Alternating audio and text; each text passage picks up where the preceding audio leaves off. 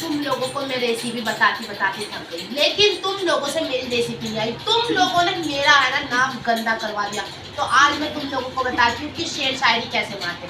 बता इनको। अरे खाला सबको बुला ला, ये आ गया चूहे की दवाई वाला। चूहे की दवाई पी दो, कोई सी भी लो, घर ले जाओ घर वाली को, ससुराल ले जाओ साली को। वाह वाह वाह वाह।